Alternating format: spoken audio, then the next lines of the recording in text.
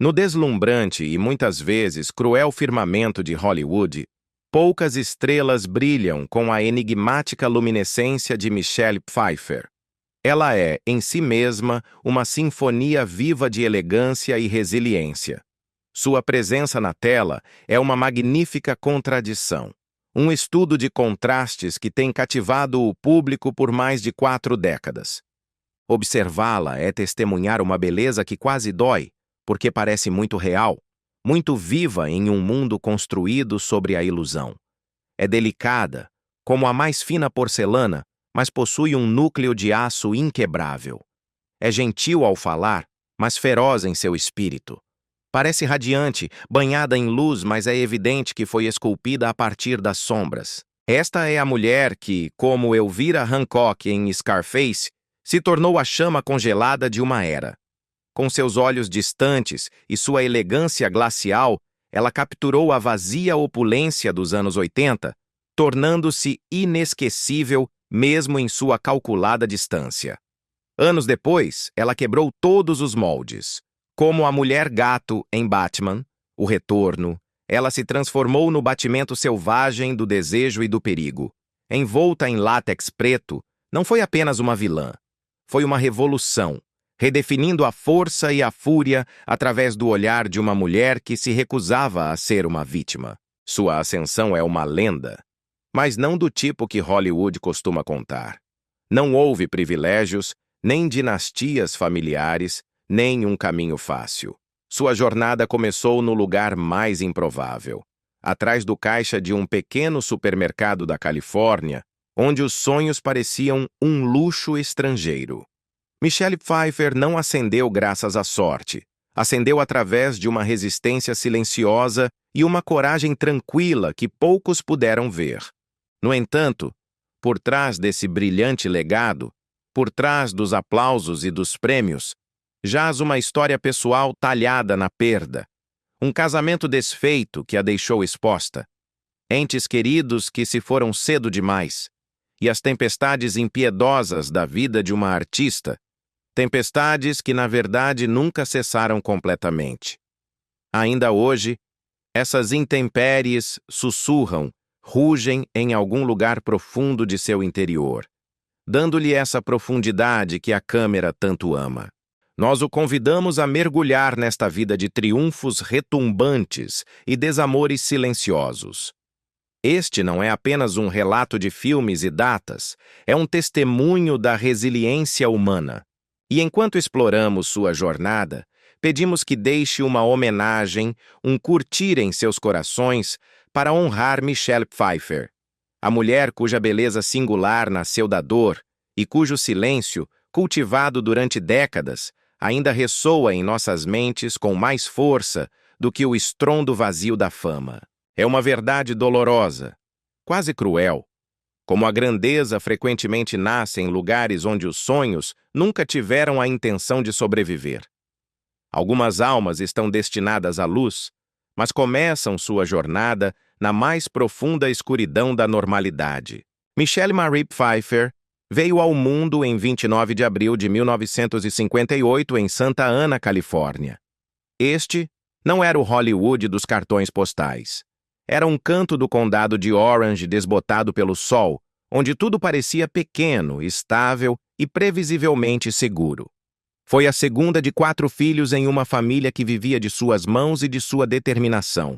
Seu pai, Richard, era um homem forjado pelo trabalho duro.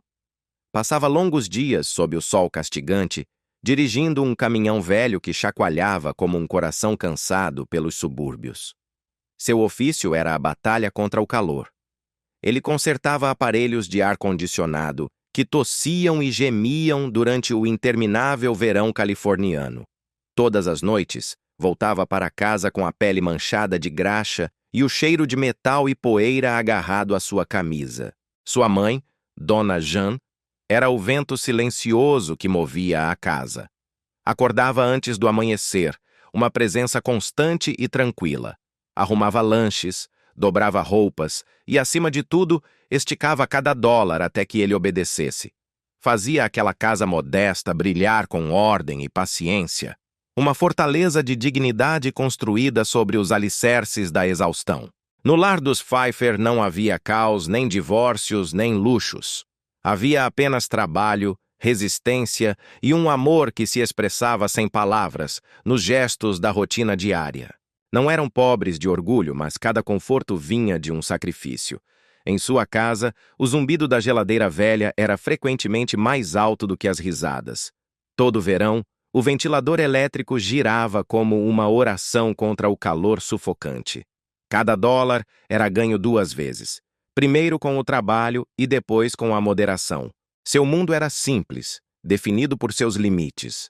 Uma cozinha pequena, um rádio de segunda mão que cantarolava velhas músicas country, as mãos cansadas de um pai passando o sal no jantar, os olhos de uma mãe pesados pelo cansaço, mas sempre gentis. Não era miséria, era monotonia.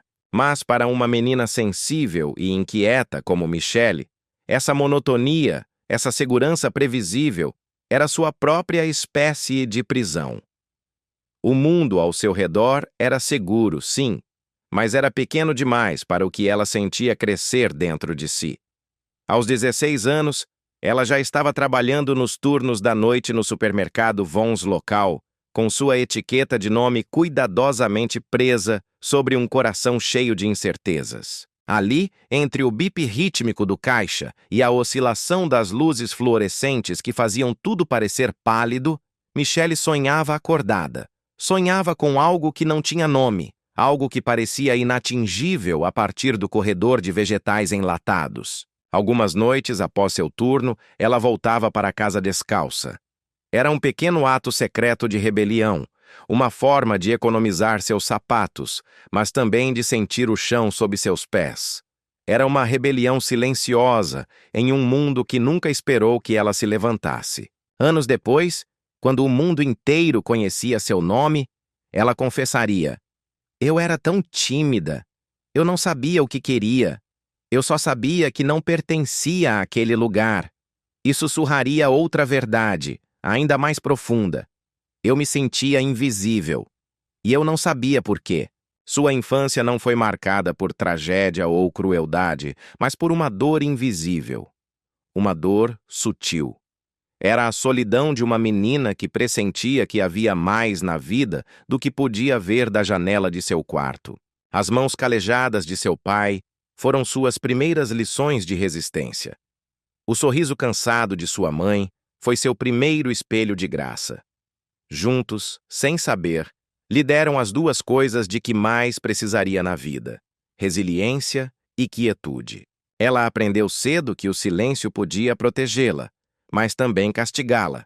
Foi nesse silêncio que ela forjou um equilíbrio, uma elegância natural que o mundo um dia confundiria com perfeição. Mesmo quando sorria, ela se sentia invisível. Mesmo quando pertencia à sua família, ela se sentia deslocada. No entanto, dentro dessa dor silenciosa, um fogo estava crescendo. Não era uma chama furiosa, mas uma brasa paciente, constante, imparável. Esse fogo, nascido nos cômodos apertados de sua infância em Santa Ana, um dia iluminaria o mundo inteiro. Ela não escapou daquela pequena cidade. Ela a absorveu. Transformou-a em cada papel que jamais interpretou. O silêncio que antes a confinava se tornou sua música e o mundo, finalmente, a ouviu. O eco belo e perturbador de uma lenda. Mas toda luz, uma vez nascida, deve lutar contra a escuridão que tenta engoli-la. E para Michelle Pfeiffer, essa escuridão tinha um nome: Hollywood. O fogo silencioso que ela carregara consigo desde a infância logo se encontrou com os ventos gelados da realidade. Ela deixou para trás o zumbido dos subúrbios e o ritmo constante de seu lar familiar. Com nada mais do que sua beleza e essa determinação invisível, ela pôs os pés no caos elétrico de Los Angeles. Era uma cidade que podia te coroar ou te esmagar antes que você tivesse a chance de respirar. A garota invisível do supermercado havia entrado na selva. A verdadeira batalha havia acabado de começar. A máquina de fazer estrelas, Hollywood, é também uma máquina de triturar almas. Michelle Pfeiffer, a garota do supermercado, havia chegado ao coração da besta. Ela chegou a Los Angeles com pouco mais do que um carro de segunda mão que tossia nas colinas e ameaçava morrer em cada semáforo. Em seu bolso, carregava alguns dólares amassados, dolorosamente economizados de seus turnos no caixa. Mas em seu peito, carregava um coração que era um paradoxo, frágil como vidro e feroz como um leão faminto. A cidade, aquela vasta selva de neon e asfalto, não lhe deu as boas-vindas. Mal notou sua chegada. Ela era apenas mais uma sombra, perseguindo uma luz inatingível. Ela conseguiu alugar um apartamento de um quarto. Era pouco mais do que uma caixa de sapatos decadente, um lugar onde as paredes pareciam mais finas do que seus sonhos. À noite, o radiador tossia secamente em vez de aquecer, e o frio úmido do inverno entrava pelas rachaduras da moldura da janela. Quando chovia, a água se infiltrava e formava pequenas poças no chão de linóleo gasto. Houve noites, mais do que ela gostaria de admitir, em que seu jantar era uma sopa enlatada, comida friamente, diretamente do metal. O som da colher de metal batendo na borda era como um relógio, marcando o tempo, contando os segundos que restavam à sua coragem antes de se quebrar. Mas não era a fome por comida que a atormentava. Era uma fome diferente, uma dor mais profunda. Era a fome de propósito. A fome de receber, pela primeira vez em sua vida, uma prova de que pertencia a algum lugar, de que sua existência importava. Os dias se tornaram uma mancha borrada de fadiga e ansiedade. Ela fez o que todos os sonhadores desesperados faziam. Serviu mesas, suportando sorrisos falsos e mãos errantes. Atendeu telefones em escritórios cinzentos. Trabalhou como modelo de meio período, sentindo-se como um objeto, qualquer coisa, para manter o aluguel daquela sala fria pago. E quando não estava trabalhando para sobreviver, estava fazendo testes. Esses testes eram, frequentemente, em salas mais frias do que as ruas lá fora. Os diretores de elenco, homens e mulheres com o poder de criar ou destruir, olhavam para cima de suas pastas com sorrisos educados. Eram sorrisos vazios, que nunca chegavam aos seus olhos. "Você é linda", eles diziam. Quase sempre era a primeira coisa que falavam. E Michelle sorria de volta, um sorriso ensaiado, sabendo que essas palavras não eram um elogio. Eram uma jaula. Por trás de cada "você é linda", ela ouvia o mesmo veredito silencioso. Mais um rosto bonito. Nada mais. Próximo. O mundo a olhava, mas se recusava a vê-la. Anos depois, ela se lembraria daqueles dias com uma clareza dolorosa. Eu era descartada tão facilmente naquela época. Eles olhavam para mim e decidiam que eu não tinha nada a lhe oferecer. Eu tive que lutar. Deus, como eu tive que lutar por cada centímetro. Em 1978, em um momento de cega desesperança e coragem, ela fez algo que parecia ir contra sua natureza tímida. Inscreveu-se no concurso de beleza Miss Orange County. Ela não tinha ilusões. Não ansiava por uma coroa ou uma faixa de seda. Ansiava por uma saída. Ela não buscava ser rainha. Buscava desesperadamente uma porta. Qualquer porta. Vencer foi sua primeira rachadura no muro. Uma porta que se abriu apenas um pouco, o suficiente para que entrasse um fio de luz. Esse pequeno triunfo a levou a conseguir um agente. Levou-a a pequenos comerciais e a papéis de convidada que hoje ninguém se lembra em séries populares como A Ilha da Fantasia e Chips. Ela trabalhava assim. Seu rosto estava na televisão, mas ela continuava invisível. Hollywood admirava seu rosto, mas duvidava profundamente de seu fogo interior. Então, chegou 1982. O projeto se chamava Grease 2. Era seu primeiro papel principal em um grande filme. Era sua suposta grande chance. O momento que disseram a ela mudaria tudo. Em vez disso, tornou-se sua ruína pública. O filme foi um desastre monumental. E os críticos, sentindo o cheiro de sangue, foram impiedosos. Eles a destruíram. Bonita, mas de madeira, zombava uma manchete. Canta sem graça e atua sem vida, dizia a outra. O mundo inteiro pareceu concordar. Ela era apenas o rosto bonito que todos suspeitavam. O fracasso foi colossal, e com ele desmoronou a frágil fé que lhe restava. Naquela noite, após a estreia, ela dirigiu para casa em silêncio. As luzes da cidade, que antes pareciam promessas, agora piscavam como olhos que a julgavam através de seu para-brisa. Em seu pequeno apartamento, a mesma sala fria que a tinha visto sonhar, ela ficou olhando seu reflexo no espelho do banheiro. Olhos vermelhos, exausta, derrotada, e ela sussurrou para a garota no espelho. Talvez eles tenham razão. Mas o fogo que ela trouxe de Santa Ana, esse fogo nascido da monotonia e da invisibilidade, recusou-se a morrer. A humilhação não o apagou. Transformou-o em raiva. Entre a rejeição e a resiliência, algo inquebrável finalmente criou raízes. Ela parou de esperar ser descoberta e começou a lutar para ser vista. Ela estudou mais arduamente do que nunca. Juntou-se a aulas de atuação com mestres sérios, ensaiando cenas repetidamente até que sua voz falhasse.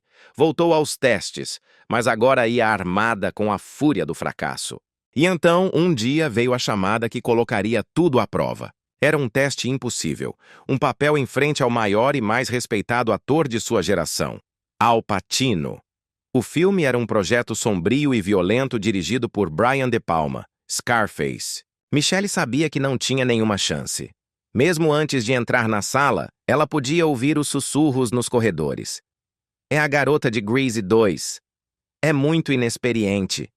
É muito suave, muito bonita para isso. O próprio Pacino não acreditava que ela pudesse fazê-lo. Os produtores duvidavam.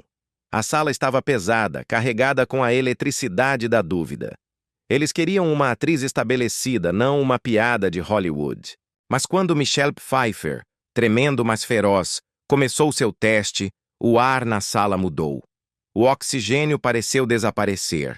Cada palavra que ela disse saiu não como um apelo, mas como um pedaço de vidro, afiada, frágil, perigosa, inesquecível. Quando ela terminou, a sala ficou em um silêncio absoluto. Um silêncio tão denso que se podia ouvir. Pacino, o gigante, ficou olhando para ela. Mais tarde, ele admitiria. Eu estava completamente errado. Ela foi extraordinária. Quando Scarface estreou em 1983, a mesma cidade que uma vez a ignorou, a mesma cidade onde ela comia sopa enlatada e chorava em uma sala fria, agora a observava com admiração. Ela não era apenas Elvira Hancock.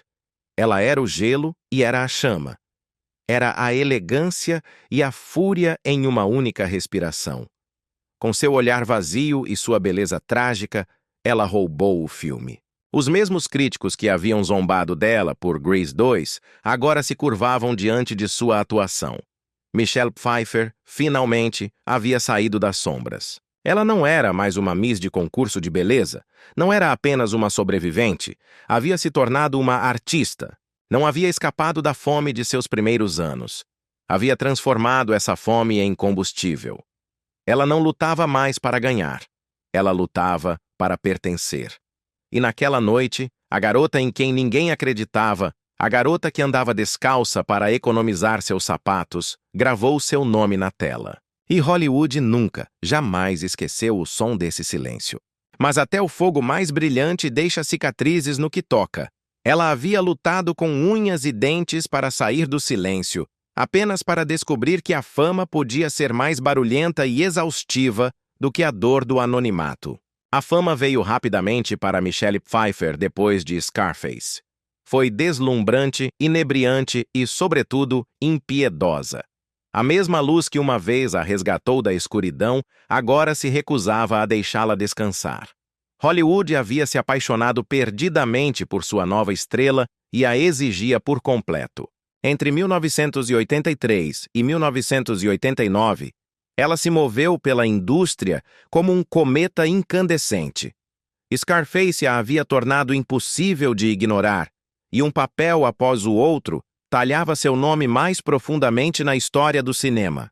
Em As Bruxas de Eastwick, 1987, ela brilhou com inteligência e um fogo tranquilo ao lado de gigantes como Jack Nicholson.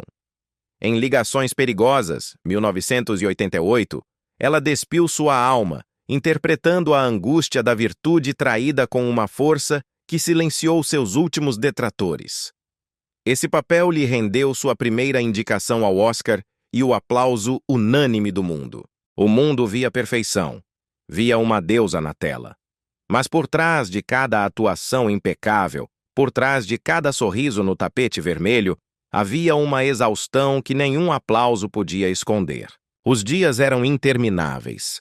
Uma cadeia ininterrupta de sets de filmagem, aeroportos congestionados e noites em hotéis impessoais. Ela filmava projetos um após o outro, às vezes sem um dia de descanso entre eles. Cruzava continentes, deslizando de um personagem para outro sem tempo sequer para respirar, sem tempo para se lembrar de quem era Michelle. Houve noites em que dormiu no banco de trás de seu carro entre as tomadas, com as costas doloridas e a maquiagem da cena ainda no rosto.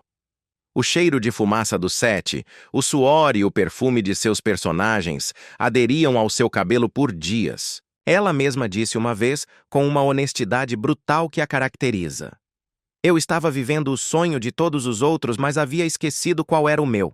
As câmeras adoravam seu rosto, mas ninguém via os hematomas sob a graça. Ninguém via a profunda solidão de uma mulher que, aparentemente, tinha tudo, exceto descanso. Foi uma ascensão vertiginosa e brutal. Apenas uma década antes, ela ganhava R$3,75 por hora empacotando mantimentos no supermercado Vons. Em 1992, estava cobrando R$12 milhões por filme. Havia se tornado a atriz mais bem paga de Hollywood. Não foi sorte, foi a resistência. Uma resistência talhada na fome daqueles primeiros dias em Los Angeles. A fome da garota invisível que se recusou a desaparecer. O império que Michelle Pfeiffer construiu não se ergueu sobre alicerces de privilégio, mas sobre o suor e a tenacidade de seu passado. O fato de a garota que ganhava R$3,65 por hora empacotando alimentos agora comandar R$12 milhões por filme não era apenas um dado financeiro, era um terremoto cultural. Era a prova definitiva. A prova irrefutável de que uma garota que veio do nada podia efetivamente desafiar e conquistar um império que havia sido construído precisamente para ignorá-la, para tratá-la como um adorno passageiro. Ela não só havia entrado no palácio, havia se sentado no trono e o havia feito sob suas próprias regras, forjadas no silêncio e na fome de seus inícios. Mas cada vitória na guerra contra a invisibilidade cobrava um preço. E enquanto construía sua carreira, sua vida pessoal começava a refletir a arte de maneiras dolorosamente complexas. O ano era 1988, e o projeto era Ligações Perigosas. Uma história de salões franceses, sussurros venenosos, sedução e traição. E foi ali, em meio aos corsês apertados e aos diálogos afiados, que a arte começou a sangrar na realidade. Os enganos do filme, os desejos proibidos e as almas em jogo se infiltraram para além das câmeras. Pfeiffer e seu co-estrela, o magnético e intenso John Malkovich, compartilharam uma conexão silenciosa, uma eletricidade palpável que borrou perigosamente as linhas entre a ficção e a verdade. Nunca foi um escândalo gritado dos telhados. Hollywood está cheia desses. Isso foi algo mais sutil e, talvez por isso, mais profundo. Foi apenas o sussurro de dois corações vagueando por onde não deviam. Uma atração que nascia da admiração mútua e da intensidade do trabalho que estavam realizando. Para Michelle, essa paixão não reconhecida se tornou outra ferida. Mais uma complicação que ela levou oculta sob sua impecável elegância. Um segredo que adicionava uma camada de verdade devastadora à sua interpretação da virtuosa Madame de Tourvel. E então, em 1989, chegou o papel que a imortalizaria. O papel que parecia escrito com seu próprio sangue, suor e silêncio. Susie Diamond em Susie e os Baker Boys. Susie era tudo que Hollywood dizia que Michelle não era. Crua, cínica, quebrada e sem adornos. Para se transformar nela, Pfeiffer se submeteu a um castigo autoimposto. Ela cantou aquelas velhas canções de pub até que sua voz, naturalmente suave, se quebrou e adquiriu a textura enfumaçada da decepção. Praticou piano por horas intermináveis, dia após dia, até que seus dedos sangraram sobre as teclas. Filmou até o amanhecer em clubes cheios de fumaça falsa, uma fumaça tão densa que a deixava tossindo durante a noite toda, com os pulmões ardendo. A cena que definiria sua carreira não foi um grande monólogo. Foi um momento de pura verdade. Quando envolta em um vestido vermelho sangue, ela deslizou sobre aquele piano de cauda para cantar Making Whoopee, algo mágico aconteceu. A equipe de filmagem, normalmente barulhenta e distraída, manteve um silêncio absoluto. Alguns, calejados por décadas na indústria, choraram. Não choraram porque ela era linda. Choraram porque, pela primeira vez, ela era dolorosamente real. Era cada garçonete cansada, cada cantora de bar esquecida, cada mulher que havia usado o cinismo para proteger um coração partido. Essa atuação lhe rendeu um Globo de Ouro, outra indicação ao Oscar e, finalmente, o respeito incondicional de uma indústria que uma vez duvidou dela. Mas o que o mundo viu como o auge do glamour, a cantora sexy sobre o piano, ela se lembrava como pura determinação. Era o peso da perfeição pressionado contra seus ossos. No início da década de 1990, Michelle Pfeiffer não era apenas uma estrela, era um fenômeno. Batman. O retorno, em 1992, explodiu em todo o mundo, arrecadando mais de 266 milhões de dólares, um número astronômico para a época. Mas o dinheiro não foi a história. A história foi ela. Sua mulher gato se tornou instantaneamente icônica, feroz, frágil, trágica e inesquecível. Com seu chicote e sua roupa de látex costurada com raiva, ela fez algo impensável. Pela primeira vez na história de Hollywood, a atuação de uma mulher ofuscou completamente o super-herói protagonista. O filme não era sobre Batman, era sobre Mulher Gato. Ela havia construído um império do nada. Tinha casas elegantes na Califórnia e na exclusiva Woodside. Carros de luxo que raramente dirigia. Uma fortuna ganha com a disciplina de ferro de uma mulher que uma vez contou moedas para comprar gasolina. Mas a glória veio com um custo devastador. O ciclo interminável de fama e expectativas começou a esvaziá-la por dentro. Ela tinha dinheiro, tinha prêmios, tinha respeito e tinha uma fadiga tão profunda que nenhum sucesso podia curar. Havia dias, ela confessou mais tarde, com uma honestidade dilacerante, em que eu me sentia como um fantasma em minha própria vida. Ela não mais reconhecia a mulher que o mundo adorava nas capas das revistas. Cada papel, cada personagem que interpretava, levava a algo dela. Cada aplauso ressoava por muito tempo dentro de sua cabeça, como um eco em uma sala vazia. Ela não estava vivendo uma vida. Estava interpretando uma. Por trás dos flashes dos tapetes vermelhos, o custo da excelência era exorbitante. Cada filme exigia mais do que o anterior. Cada triunfo roubava outro pedaço de sua paz interior. A fama é uma transação. Te dá visibilidade em troca do seu silêncio. E o silêncio era a única coisa que Michelle Pfeiffer sempre havia valorizado. Em meados da década de 1990, no auge absoluto de seu poder, Michelle Pfeiffer fez o impensável. Começou a se retirar. Começou a recusar papéis pelos quais outras atrizes teriam matado. Deixou passar grandes produções, confundindo seus agentes e os estúdios. Ela não queria mais holofotes. Queria quietude. Havia conquistado Hollywood. Havia provado que a garota invisível do supermercado podia governar o reino. Mas no ápice de seu reinado, ela percebeu que estava procurando algo que havia perdido muito antes: a si mesma. Aprendeu da maneira mais difícil que o verdadeiro custo da grandeza não era o fracasso. Era a fadiga. E no brilho resplandecente de seus triunfos, Ela se erguia como prova de que mesmo as lendas podem se quebrar sob o peso do seu próprio brilho. Ela havia caminhado através do fogo e descobriu que a única coisa que valia a pena conservar era sua alma.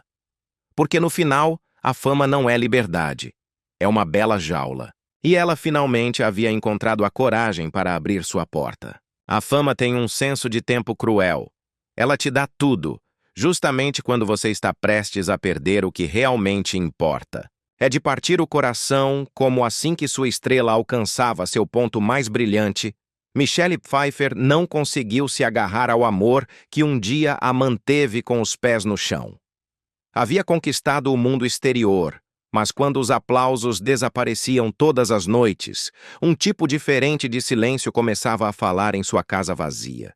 Era 1979 quando Michelle conheceu Peter Horton, um ator alto e gentil, com sonhos tão inquietos quanto os dela. Ambos eram jovens, crus, recém-chegados à cidade devoradora de almas. Eles se agarraram à frágil esperança de que o amor pudesse estabilizá-los em um mundo construído sobre ilusões. Ele viu nela não a beleza que mais tarde cativaria o mundo, mas a garota tímida e desprotegida do condado de Orange, aquela que ainda corava quando falavam com ela. Seu amor floresceu em voz baixa, longe de qualquer câmera. Eram dois artistas sobrevivendo à base de comida para a viagem, compartilhando nervosismo em testes e preenchendo com risadas as rachaduras de um pequeno apartamento alugado. Eles tinham pouco na época, um carro que mal funcionava, um sonho compartilhado e 1000 contas a pagar. Mas eles tinham um ao outro, e às vezes isso parecia suficiente para construir um mundo. Quando se casaram em 1981, a cerimônia foi simples, quase ternamente comum. Um quintal, alguns amigos próximos, promessas sussurradas sob um pôr do sol da Califórnia. Não tinham riqueza nem fama, apenas tinham a crença pura e obstinada de que seu amor seria suficiente. E por um tempo foi. Compartilhavam roteiros e segredos, ajudavam-se mutuamente a memorizar falas, apoiando-se um no outro após cada pequena rejeição. Nas noites boas falavam de arte e de um para sempre, que parecia tangível. Nas noites ruins, falavam das contas e dos papéis que não conseguiam. O deles era o tipo de amor que cresce em silêncio, sem drama, como a era em um muro velho. Mas à medida que a estrela dela começou a acender, esse mesmo muro começou a rachar. Em 1983, Scarface a arrancou desse mundo compartilhado e a colocou em uma nova órbita. As luzes do estúdio eram brilhantes, sim, mas também cegavam. Os dias se tornaram filmagens intermináveis. As noites em voos para premieres. E o pequeno apartamento que antes parecia um santuário, agora começava a parecer um museu de seu passado. A garota que voltava para casa já não era a mesma que havia saído pela manhã. A fama havia entrado na sala, e sua sombra era longa. A fama, essa sombra longa que havia entrado no pequeno apartamento de Michelle Pfeiffer e Peter Horton, começou a reivindicar seu espaço. A órbita de Scarface e os sucessos posteriores a haviam lançado a um estrato diferente. Enquanto isso, a carreira de Peter como diretor, igualmente exigente, o levava em direções opostas. A distância física se tornou um abismo emocional. As chamadas telefônicas, que antes eram o salva-vidas de seu dia, ficaram mais curtas. As risadas, que antes preenchiam as rachaduras de seu mundo, ficaram mais finas, mais frágeis. Uma noite, ela voltou para casa depois da meia-noite, exausta de uma filmagem. Ele ainda estava acordado, sentado no velho sofá, fingindo ler um livro sob uma lâmpada fraca. O ar entre eles era pesado, denso com todas as palavras que desesperadamente precisavam dizer, mas que já não sabiam como começar. Ela se aproximou e procurou sua mão. Ele não a retirou, mas também não a segurou. Sua mão simplesmente repousou na dela, sem vida, sem conexão. Foi um gesto mais doloroso do que uma porta batendo. Às vezes, o amor não morre em uma explosão barulhenta. Simplesmente se esquece de como ficar. Desvanece-se na rotina, no cansaço, nas prioridades que mudam. Por volta de 1988, o silêncio entre eles havia se tornado mais pesado do que qualquer discussão. O lar que haviam construído tijolo por tijolo, com sonhos compartilhados, agora parecia uma sepultura. E foi então que a vida começou a imitar a arte da maneira mais cruel. O cenário foi o set de Ligações Perigosas, uma história de sedução, manipulação e corações partidos. A ficção, mais uma vez, sangrou sobre a verdade. Tanto Michelle Pfeiffer quanto seu co-estrela, John Malkovich, estavam casados na época. Eram duas almas leais no papel, mas profundamente solitárias em espírito. Na tela, jogavam um jogo de engano e desejo. Fora da tela, essas mesmas emoções proibidas começaram a ressoar muito perto de casa. Não foi a luxúria que os traiu. Foi algo mais silencioso e muito mais perigoso, a solidão. Foi a traição que começa não com um toque, mas com o alívio de uma conversa. A traição do entendimento silencioso, de encontrar alguém que vê a exaustão em seus olhos, alguém que vê a tristeza que seu parceiro, agora distante, já não pode ou não sabe ver. Mas nenhum casamento, por mais amoroso que tenha sido em sua origem, pode sobreviver à sombra da infidelidade. Porque até mesmo as traições suaves, aquelas que nascem da necessidade e não do desejo, deixam manchas. Manchas que o amor por si só não pode lavar. Quando o filme terminou, a ilusão também terminou. O que restou foi o arrependimento, silencioso, privado e impossível de apagar. Peter disse uma vez, resumindo a tragédia com uma clareza dolorosa: éramos tão jovens. Nós nos perdemos no barulho. O barulho da fama, das carreiras, das expectativas do mundo. Michelle admitiu mais tarde sua própria verdade. Às vezes, o amor não é suficiente quando suas vidas crescem em direções diferentes. Quando finalmente assinaram os papéis do divórcio, não houve gritos. Não houve advogados brigando por dinheiro ou móveis. Foi um final tão silencioso quanto tinha sido o seu distanciamento. Cada um manteve o seu, suas carreiras, suas memórias e seu silêncio. Mas o que perderam foi algo que não podia ser dividido. Perderam a crença fundamental de que o amor podia sobreviver à fama. Perderam a inocência daquele quintal em 1981, onde haviam prometido um para sempre sob o sol da Califórnia. Michelle Pfeiffer, a maior estrela de Hollywood, voltou para uma casa vazia. Uma casa comprada com o dinheiro de seu sucesso, mas que parecia mais fria do que aquele apartamento de um quarto onde uma vez foi pobre, mas feliz. Não havia risadas de crianças. Não havia uma segunda voz que fizesse eco à sua. Ela se lançou ao trabalho, não para esquecer, mas para sobreviver à quietude. Descobriu que não podia suportar cozinhar o jantar para uma única pessoa. O som de um único prato sobre a grande mesa de jantar parecia mais alto e mais ensurdecedor do que qualquer aplauso em uma premiere. Algumas noites, ela deixava a televisão ligada na sala de estar vazia apenas para preencher o silêncio. O zumbido de estranhos falando sobre coisas sem importância se tornou sua única companhia. Pensei que para sempre era uma promessa que você podia cumprir, disse anos depois, refletindo sobre essa dor. Mas às vezes, para sempre, só dura enquanto ambos continuarem olhando na mesma direção. Esse desamor lhe deixou uma cicatriz mais profunda do que qualquer palavra de um crítico. No entanto, também lhe ensinou o que o sucesso nunca pôde, que o amor, assim como a fama, é frágil quando deixado desatendido. E naquele silêncio ensurdecedor, ela aprendeu a verdade mais cruel. Às vezes o amor sai na ponta dos pés, em silêncio, para não ter que te ver quebrar. Anos mais tarde, quando falava desses dias, sua voz não destilava amargura, apenas compreensão. Porque o tempo, ela aprendeu, não cura o que o amor quebra.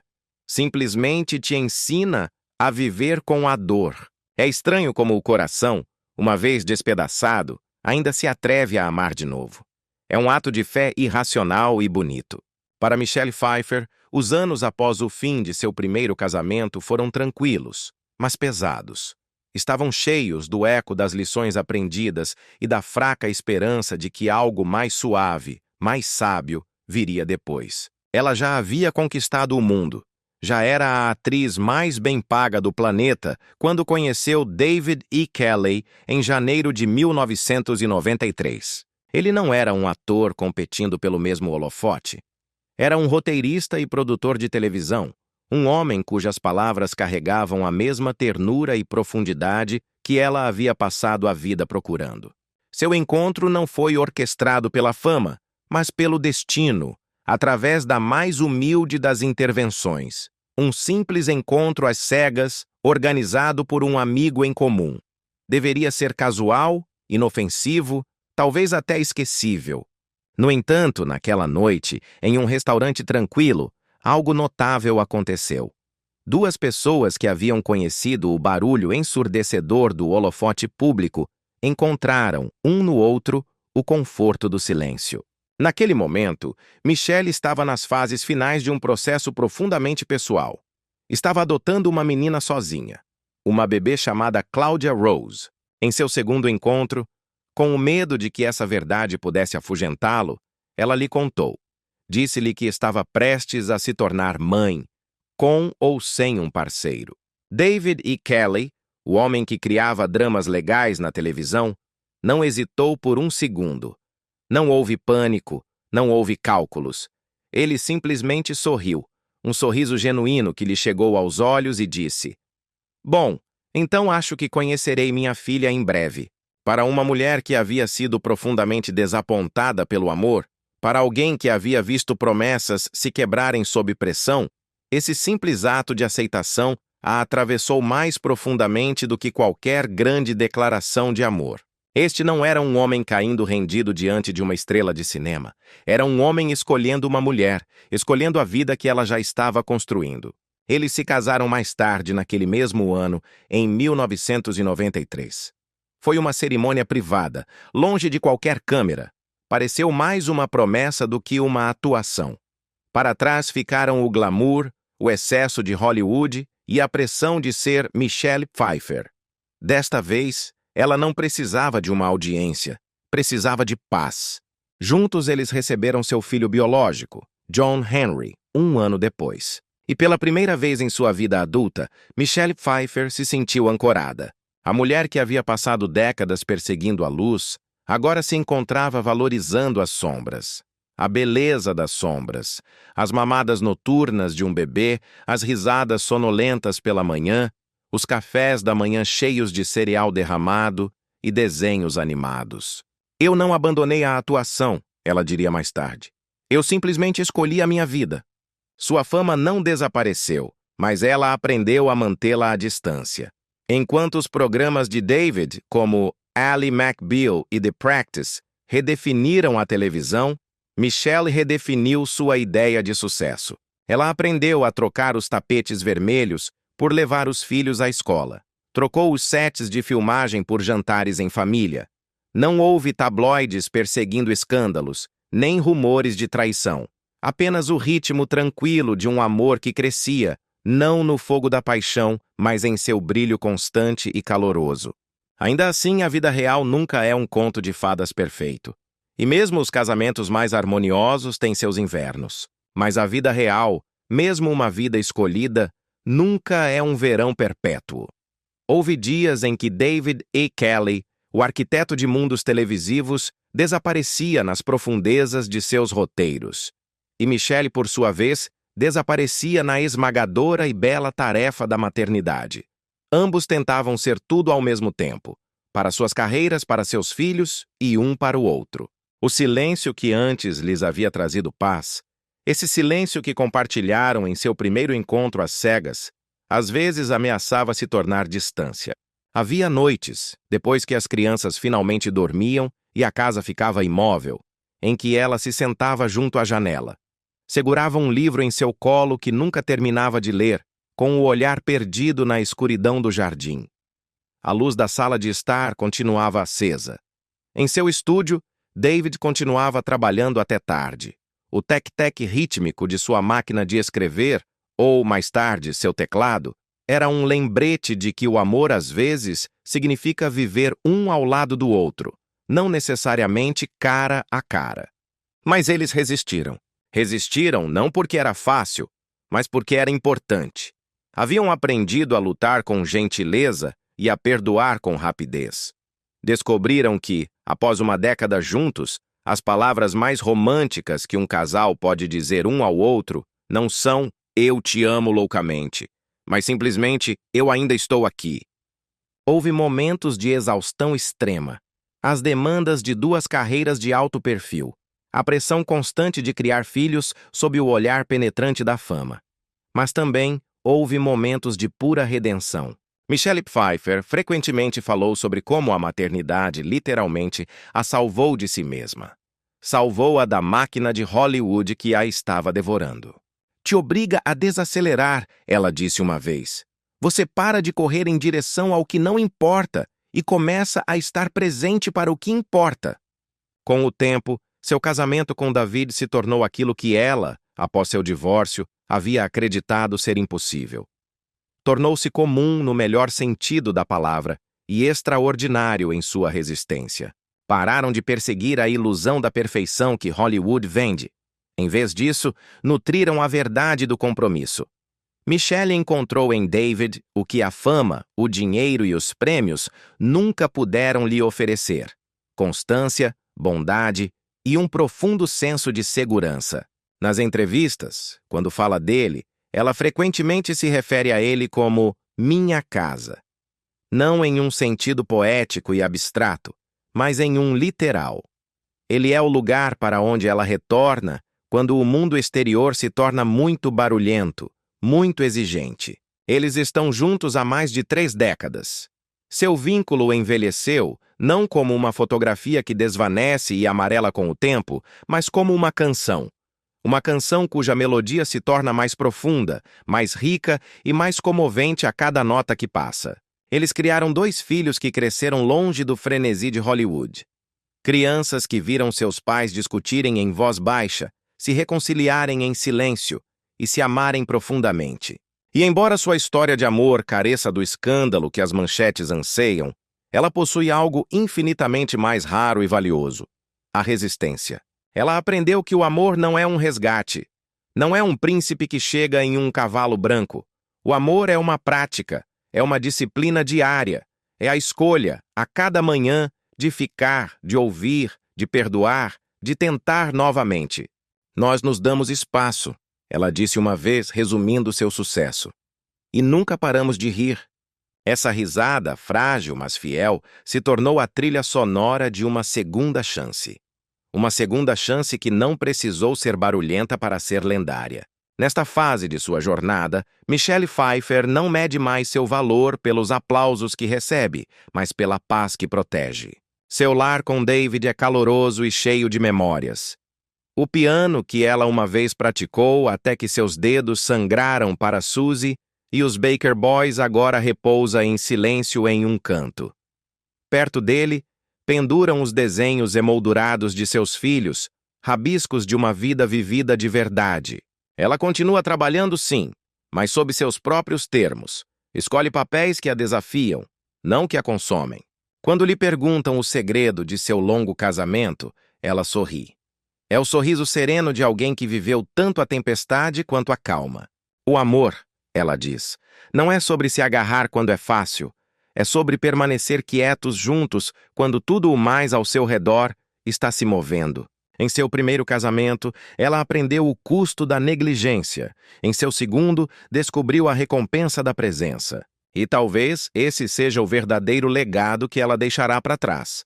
Não apenas os filmes, nem a fama, nem a beleza icônica, mas o exemplo silencioso de uma mulher que uma vez perdeu tudo no amor e ainda assim atreveu-se a amar de novo. Porque para Michelle Pfeiffer, a maior história que ela jamais viveu não foi escrita em um roteiro de Hollywood. Foi escrita dia após dia em casa. Mas talvez, mesmo enquanto segura seus filhos e se apoia no amor de seu marido, Michelle ainda sinta essa dor surda e silenciosa. A dor de perder as 2 pessoas que a sustentaram primeiro. Porque não importa quão cheios estejam seus braços, eles sempre se sentem um pouco mais vazios quando aqueles que te criaram se foram. O mundo havia visto Michelle Pfeiffer em seu momento mais brilhante. O glamour das estreias, o equilíbrio perfeito nas capas das revistas, a elegância de uma mulher que parecia intacta pelo tempo. Mas poucos, quase ninguém, a viram na quietude que veio depois. Quando os aplausos desapareceram e a dor se tornou sua única audiência. A fama podia encher seus dias de barulho e obrigações, mas não podia preencher o novo silêncio que havia se instalado em sua vida. E nesse silêncio, ela aprendeu que nenhum sucesso, nenhum amor, nenhuma luz, por mais brilhante que fosse, poderia substituir as vozes que uma vez proferiram seu nome no final de um longo dia. Seu pai, Richard Pfeiffer, foi o bater de coração de seus inícios. O homem de quem falamos no começo desta história. Um homem que carregou o peso de sua família com uma dignidade silenciosa e uma paciência inabalável. Ele trabalhava com as mãos. Consertava aparelhos de ar-condicionado sob o implacável sol da Califórnia, transformando o trabalho exaustivo em um ato de amor diário. Não era um homem de grandes gestos, nem de palavras eloquentes. Era um homem de presença constante. Era o ranger da porta da frente quando voltava para casa ao entardecer. Era o som de suas ferramentas tilintando na garagem. Era o assobio suave que pairava pela casa enquanto ele consertava algo quebrado. Ele nunca disse muito. Não precisava. Mas quando olhava para seus filhos, eles sabiam, de uma forma profunda e instintiva, que estavam seguros. Ele era o tipo de homem que fazia o mundo parecer estável, sólido sob seus pés. Até o dia em que deixou de estar. Quando Richard Pfeiffer faleceu em 1998, Michelle estava no auge absoluto de sua fama. O mundo a observava com admiração. Chamavam-na de a mulher mais bela e poderosa do cinema. No entanto, enquanto o mundo aplaudia, ela sentiu-se colapsar por dentro. Sentiu-se como uma criança novamente, de pé em um quarto que, de repente, havia se tornado grande demais e assustadoramente silencioso. Depois que meu pai faleceu, ela sussurraria mais tarde em uma entrevista, com a voz quase inaudível, eu aprendi o que realmente significava o silêncio. Já não era a quietude pacífica que ela buscava em seu casamento. Era o silêncio da ausência. Um buraco no mundo. O silêncio de uma voz que ela nunca mais ouviria. Aquele silêncio novo, o silêncio da ausência de seu pai se tornou sua sombra. Seguia-a para todos os lugares. Seguia-a através dos sets de filmagem iluminados, pelos tapetes vermelhos ensurdecedores e sentava-se à sua frente nas entrevistas. Michelle Pfeiffer, a profissional consumada, sorria para as câmeras. Posava com a elegância de sempre. Trabalhava com a mesma disciplina de ferro, e enquanto isso, dentro de seu peito, algo pequeno, firme e constante havia parado. À noite, quando o mundo finalmente a deixava em paz, ela dirigia sozinha por Los Angeles. Percorria ruas longas e vazias, iluminadas pelos mesmos postes sob os quais seu pai a havia levado para casa tantas vezes, décadas atrás.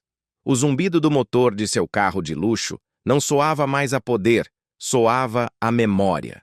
A cidade, que antes era sua conquista, agora parecia estranha, um cenário sem sua âncora. Ela havia aprendido da maneira mais difícil que o sucesso podia deslumbrar, mas não podia consolar. Seu pai havia sido a âncora, sua mãe, a calma. Perdê-los a ambos com anos de diferença foi como perder as duas metades de seu próprio coração. Dona Jan, sua mãe, era o calor tecido em carne e voz. Era o suave zumbido da cafeteira pela manhã, a insistência gentil em que, de alguma forma, tudo daria certo. Se Richard construiu a casa, Dona a preencheu de graça. Ela era a risada tranquila na cozinha. Era a roupa limpa dobrada no sofá. Era a voz que podia acalmar uma tempestade com apenas uma palavra. Para Michelle, ela não era apenas uma mãe. Ela era a gravidade. Invisível, mas essencial. a força silenciosa que mantinha tudo unido. E talvez por isso, quando ela se foi, o mundo de Michelle não se despedaçou em uma explosão de dor. Simplesmente começou a flutuar, à deriva, como se o centro silenciosamente tivesse desaparecido. Quando Donna faleceu, a perda não veio como um golpe repentino. Veio como um lento desfazer-se, como um longo e sussurrado adeus entre gerações. Michelle disse mais tarde: "Minha mãe era a calma em cada tempestade. Depois que ela se foi, comecei a me mover mais devagar, a falar mais baixo, como se o silêncio em si tivesse se tornado sagrado. Não foi a dor que a quebrou, foi a quietude que veio depois. Seus dias se tornaram rituais de recordação. Ela encontrava a mãe nas coisas pequenas, na forma como regava seu jardim, na forma como dobrava um guardanapo na mesa. Encontrava-a de pé em frente ao fogão e, por um momento fugaz, ouvia a voz de Donna em sua cabeça dizendo: "Não se esqueça de provar antes de servir." Caminhava descalça por seu jardim ao entardecer, um eco da garota que uma vez caminhou descalça para a casa do supermercado. Mas agora, não era um ato de rebelião, era um ato de conexão. Sentia a terra fresca sob seus pés, enquanto a luz da Califórnia se dissolvia em tons dourados e púrpuras. O ar trazia uma paz estranha. Essa mistura agridoce de tristeza e gratidão que só o tempo pode criar. As flores em seu jardim pareciam florescer em silêncio, como em reverência. Às vezes, surpreendia-se a si mesma sussurrando ao ar, falando com o vento: "Você consegue me ver, mãe? Você consegue ver o que você fez?"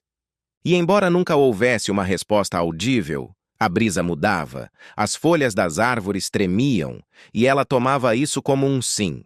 Há momentos na vida que dividem tudo em um antes e um depois. Perder seus pais foi essa linha. Antes, sempre havia alguém esperando no final de cada caminho. Alguém para quem ligar, um porto seguro. Depois, restava apenas a jornada em si. Ela aprendeu que o luto não termina quando o funeral acaba. Permanece, suave e constante, como uma canção que você não consegue parar de ouvir. Desvanece-se no fundo, mas nunca completamente. Muda, evolui, mas nunca vai embora. Torna-se um companheiro, não do tipo que você convida, mas do tipo que fica.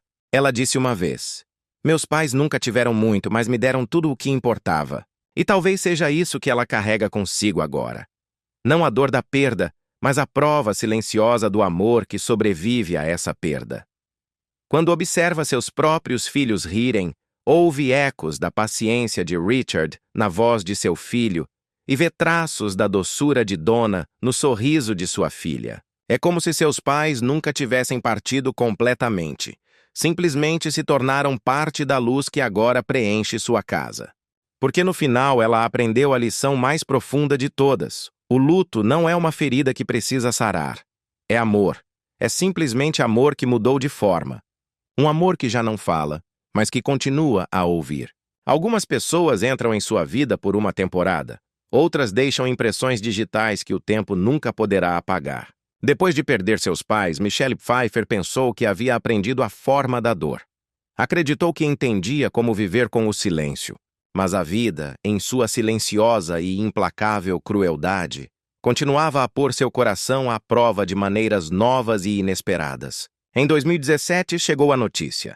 Jonathan Demme, o homem que havia sido o primeiro a ver além de sua beleza, havia partido. Para a maior parte do mundo, ele era o aclamado diretor por trás de O Silêncio dos Inocentes, uma lenda da indústria. Mas para Michelle, ele era algo mais simples, mais puro. Era o homem que acreditou nela antes que ela acreditasse plenamente em si mesma. Eles se conheceram no final da década de 1980, quando Hollywood já a havia colocado em uma caixa. Uma caixa bonita, mas uma caixa, afinal. Era a loira bonita, a musa de gelo. O rosto que iluminava a tela, mas que raramente dizia sua verdade. Os estúdios a queriam por sua aparência, não por sua alma. Jonathan Demme viu algo mais. Viu o fogo, a inteligência e o humor peculiar que se escondiam logo abaixo daquela superfície perfeita. Ele a escolheu para De Caso com a Máfia, 1988, uma comédia blasé e não convencional que, nas mãos de outro diretor, poderia facilmente ter deslizado para a caricatura. Mas sob a orientação gentil de Demme, Michelle encontrou seu ritmo. Encontrou seu fogo cômico. Encontrou sua liberdade. Ele não falava com ela como uma estrela de cinema. Falava com ela como uma colaboradora. Ensinou-lhe que a comédia podia ser honestidade, que a vulnerabilidade podia ser uma forma de força. Entre as tomadas, eles não falavam de bilheteria nem de ângulos de câmera. Falavam de livros, de música, de bondade. O tipo de conversas que não tem nada a ver com fama, mas que tem tudo a ver com ser humano. Após a estreia do filme, os críticos chamaram-na de seu renascimento. Ficaram maravilhados com sua habilidade para a comédia, seu calor e sua autenticidade. Demme nunca levou o crédito. Simplesmente sorriu com aquela gentileza que o caracterizava e disse: "Você sempre esteve aí, só precisava ser vista." Essa amizade com Jonathan Demme foi uma dessas raras conexões que perdurou em silêncio, mas com força, durante os anos seguintes. Não se tratava de eventos públicos, nem de fotografias em festas. Tratava-se de longas chamadas telefônicas sobre a vida, a família e a arte. Tratava-se de cartões postais enviados sem motivo aparente, apenas para dizer: "Estou pensando em você." Quando ele faleceu em 2017, vítima de complicações de câncer, Michelle Pfeiffer não emitiu um comunicado de imprensa público.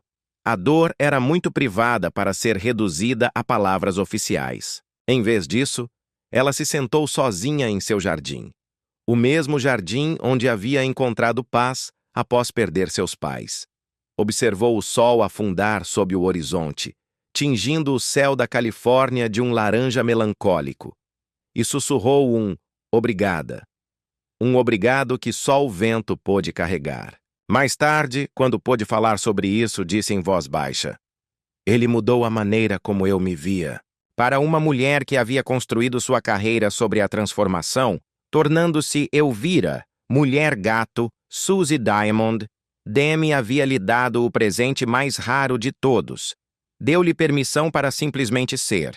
E quando ele partiu, uma parte daquela coragem silenciosa que ele a tinha ajudado a encontrar se foi com ele. A vida, em sua marcha implacável, voltou a golpear. Apenas 5 anos depois, a notícia explodiu novamente. Outro amigo.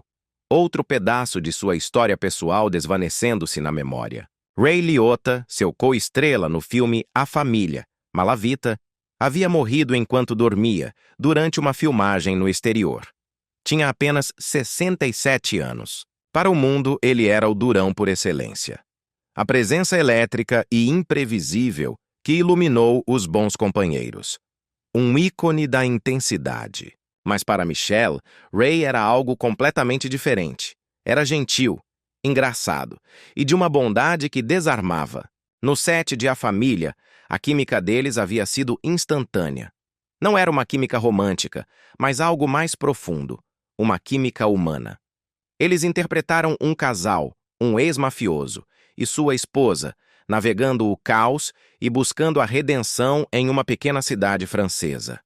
E em algum lugar entre as risadas escritas no roteiro e a exaustão real das longas noites de filmagem, eles construíram uma amizade que parecia família. Ela se lembraria mais tarde de como Ray sempre a fazia rir entre as tomadas.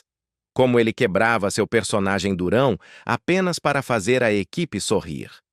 Como seus olhos, tão ferozes diante da câmera, se suavizavam no instante em que o diretor gritava: "Corta!" Ele possuía um calor que desarmava as pessoas.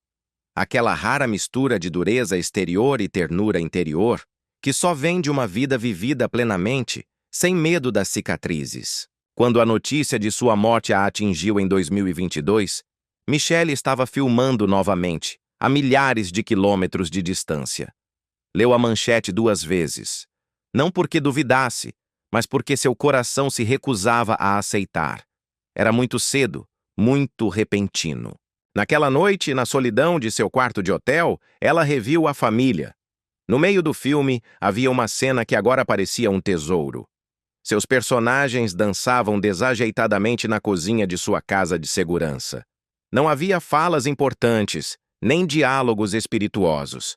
Apenas risadas e o conforto de duas pessoas que se entendiam sem palavras. O momento terminou.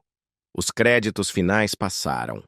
E ela ficou sentada em silêncio por muito tempo, a tela agora preta refletindo seu rosto. Ele era tão gentil, disse ela mais tarde com a voz embargada. Tão real, tão vulnerável sob aquela superfície dura. Tanto Demi quanto Liotta tinham sido espelhos de diferentes partes dela. Jonathan lhe mostrou a artista que ela podia ser, livre das expectativas de Hollywood. Ray lhe lembrou a humanidade que a fama pode roubar tão facilmente. Suas mortes não foram barulhentas, mas deixaram ecos que se recusaram a desaparecer. Perder Jonathan foi perder um guia, um mentor silencioso.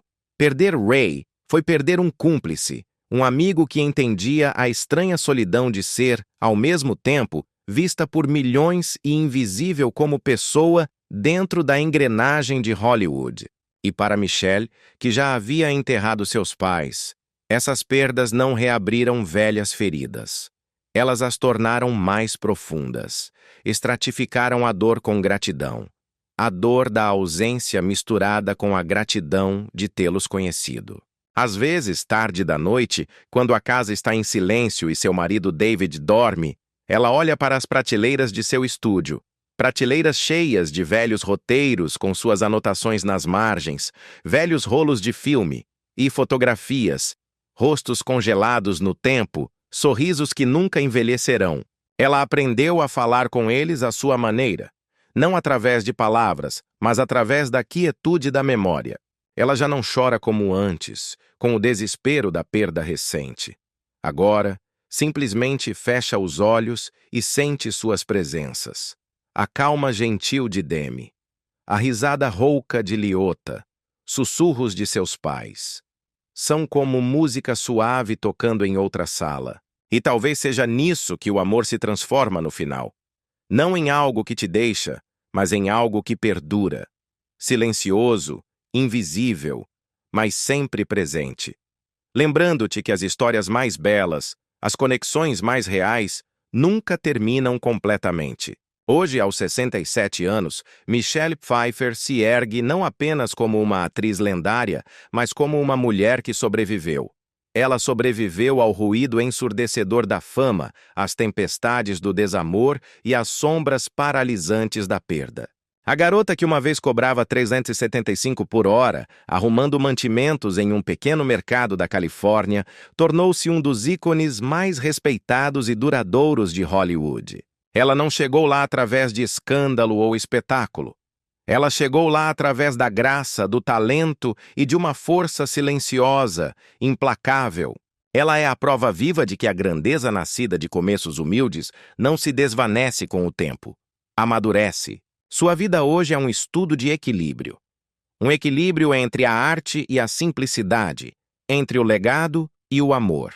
Com uma carreira que abrange mais de 4 décadas, o patrimônio líquido estimado de Michelle Pfeiffer ultrapassa 250 milhões de dólares. É uma fortuna construída não sobre patrocínios de luxo ou fama fugaz, mas sobre décadas de escolhas inteligentes, sucessos de bilheteria indiscutíveis e investimentos guiados pelo instinto em vez do impulso. Sua riqueza carrega o eco da resistência. No auge de sua carreira, na década de 1990, ela chegou a ganhar até 12 milhões de dólares por filme. Era um número que pouquíssimas mulheres em Hollywood jamais haviam alcançado, quebrando barreiras para as atrizes que viriam depois. Mas mesmo enquanto os cheques cresciam, ela se manteve deliberada e com os pés no chão. Fundou sua própria companhia de produção, Via Rosa Productions, garantindo não apenas o controle criativo sobre seus projetos, mas também sua estabilidade financeira a longo prazo. Hoje, grande parte de sua fortuna não reside na opulência chamativa, mas na elegância discreta, em espaços que respiram serenidade em vez de gritar extravagância. Ela e seu marido, o lendário roteirista e produtor de televisão David E. Kelley, dividem seu tempo entre dois extraordinários lares na Califórnia. Cada um é uma obra-prima de grandeza discreta. Sua propriedade em Pacific Palisades, avaliada entre 22 e 25 milhões de dólares, esconde-se atrás de sebes altas e caminhos sinuosos. É uma vasta extensão de milhares de metros quadrados, envolta em rústicas vigas de madeira, bibliotecas banhadas pelo sol e jardins onde o silêncio é sentido como sagrado. O lar é mais um santuário do que uma mansão. É um lugar para o café da manhã e risadas suaves, para as visitas de seus filhos agora adultos, para a paz. Mais ao norte, perto de São Francisco, encontra-se a propriedade do casal em Woodside. Quase 9 acres de beleza isolada, um retiro de 35 milhões de dólares cercado por pomares de macieiras e cedros antigos. É a prova física de uma vida construída com propósito, um refúgio conquistado a pulso contra o mundo barulhento que uma vez ameaçou consumi-la. A casa, construída em 1940 e restaurada com um amor meticuloso, não é apenas uma estrutura, é um testemunho. Contém os ecos de uma vida ganha a pulso. A madeira polida brilha com calor, não com ostentação. Os amplos terraços abrem-se para a paisagem, convidando o mundo a entrar, mas sob seus próprios termos. E ali, afastado, há um celeiro. Um lugar que uma vez abrigou cavalos, símbolos de força e energia indomável, agora foi convertido. É um espaço silencioso para a reflexão e a escrita.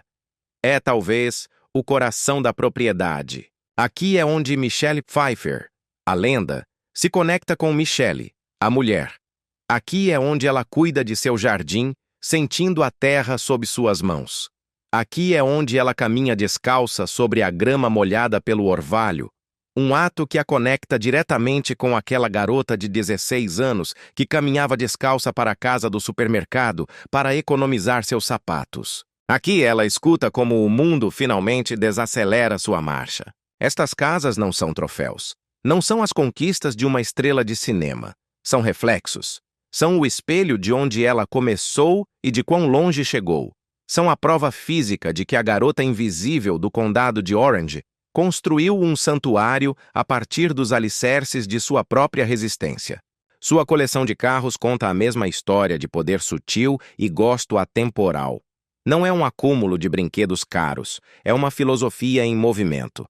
Um Mercedes-Benz Classe S preto, elegante e sóbrio, para longas viagens pela costa, um símbolo de poder silencioso e controlado. Um Tesla Model S, escolhido não por status, mas por consciência. Um aceno silencioso ao seu compromisso com a sustentabilidade e o futuro. E escondido em sua garagem privada, uma joia restaurada. Um Cadillac Series 62 conversível. De cor vermelha, antigo, um fantasma da elegância clássica de Hollywood. É significativo que ela possua o símbolo da Era de Ouro que uma vez a teria rejeitado, mas agora o possui em seus próprios termos. Cada veículo parece menos uma posse e mais uma poesia sobre rodas. Mas se procurarem a verdadeira medida de seu sucesso, não a encontrarão nos relatórios financeiros de 250 milhões de dólares, nem nas garagens, nem nos jardins. A prova silenciosa de que o verdadeiro sucesso de Michelle Pfeiffer nunca foi a fama, mas o amor, encontra-se em seus filhos, agora adultos. Claudia Rose, sua filha adotiva, agora em seus 30 e poucos anos, carrega a empatia de sua mãe como uma herança. É uma mulher apaixonada pela arte, pela defesa de causas justas e pelo tipo de vida simples que valoriza o significado acima da atenção. É a âncora que Michelle escolheu logo antes de encontrar o amor de sua vida. John Henry, seu filho com David E. Kelley, reflete o brilho tranquilo de seus pais. Reflexivo, criativo, devoto da narração de histórias, mas com os pés firmemente plantados na autenticidade. Juntos eles são seu espelho e seu verdadeiro legado. Em um mundo que uma vez mediu Michelle por sua beleza quase dolorosa, seus filhos a medem por seu coração. A maternidade não freou minha carreira, disse ela uma vez em uma de suas reflexões mais profundas. Deu-lhe sentido. Esta não é uma frase feita para uma entrevista. É a essência da mulher. Eu me encontrei através deles, continuou. Eles me ensinaram o que nenhum filme, nenhum diretor, nenhum roteiro jamais poderia me ensinar. Como estar presente, plenamente, a cada dia. Houve um tempo em que a garota do supermercado ansiava pelo aplauso para saber que existia. Décadas depois, ela percebeu que a ovação mais verdadeira, o único som que realmente importa, é a risada de um filho ecoando em uma casa tranquila.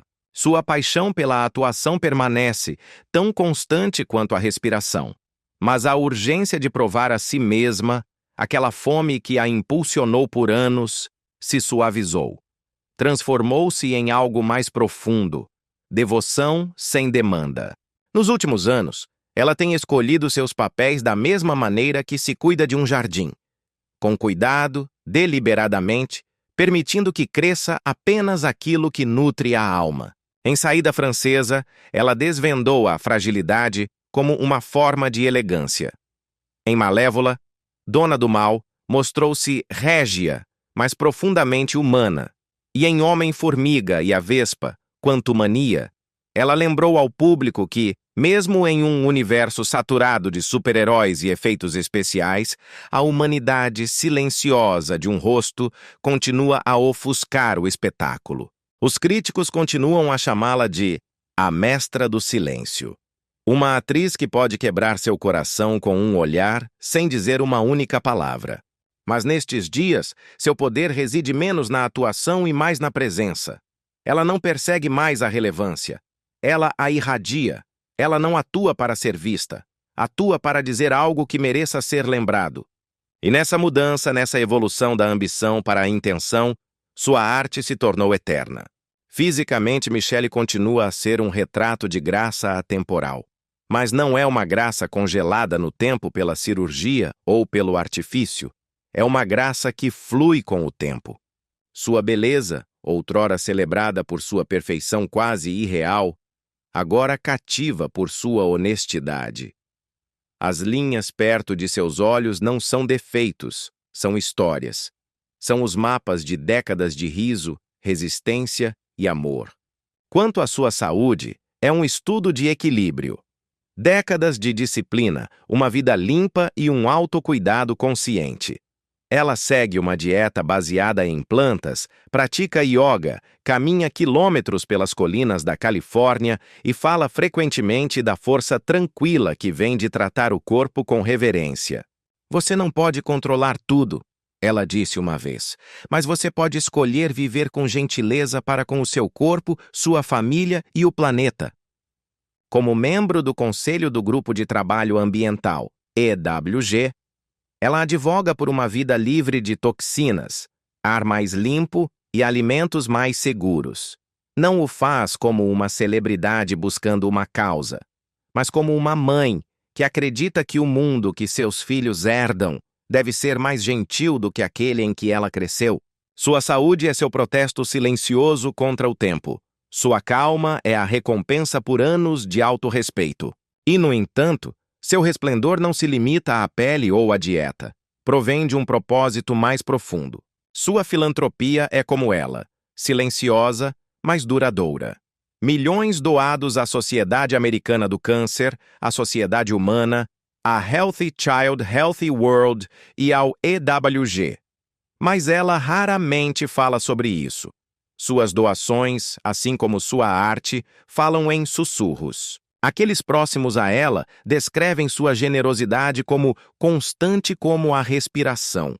Um ritmo que flui através de sua vida com a mesma naturalidade que a graça. Quando lhe perguntam sobre seu legado, ela nunca menciona o dinheiro, as propriedades ou os prêmios. Fala, em vez disso, da bondade, de fazer coisas que sobrevivam ao aplauso. Nestes dias, Michelle Pfeiffer vive entre momentos. A luz dourada que se derrama pelas janelas de sua casa na Califórnia. A risada de seu marido do outro lado do corredor. A visita ocasional de seus filhos já adultos. Ela lê. Cuida de seu jardim. Sonha. Às vezes ela revê filmes antigos. Não para reviver o passado, mas para honrar a pessoa que ela foi. Aquela garota tímida que ousou sonhar além de Midway City. Quando sai descalça para seu jardim ao entardecer, sentindo a terra fresca sob seus pés, enquanto o vento do Pacífico roça seu cabelo, ela sente a presença de tudo o que perdeu e tudo o que se tornou. A gratidão substituiu a ambição. A paz substituiu a urgência. Em um mundo que glorifica o barulho, Michelle Pfeiffer se ergue como a prova viva de que a quietude pode ser o tipo de força mais barulhenta. Ela não conquistou Hollywood. Ela a refinou. Ela não perseguiu a juventude. Ela redefiniu a beleza. Ela não buscou a imortalidade. Ela encontrou o significado. Sua história não é apenas sobre o sucesso, é sobre a evolução. A história de uma caixa tímida transformada em lenda. A história de uma mulher que descobriu que o verdadeiro triunfo não é ser adorada, mas ser autêntica. Então, se você caminhou esta jornada com ela, através do pó de estrelas e da solidão, através do aplauso ensurdecedor e do silêncio curador, deixe uma homenagem. Compartilhe sua história. Honre uma mulher que transformou a fragilidade em poder e a fama em sabedoria. Porque em uma era que nunca para de gritar, Michelle Pfeiffer continua a ser a voz mais suave e, ao mesmo tempo, a mais forte de todas. Lembrando-nos que viver lindamente não é viver ruidosamente, mas viver de verdade. Mas viver de verdade. Mas viver de verdade. Mas viver de verdade. Mas viver de verdade. Mas viver de verdade. Mas viver de verdade. Mas viver de verdade. Mas viver de verdade.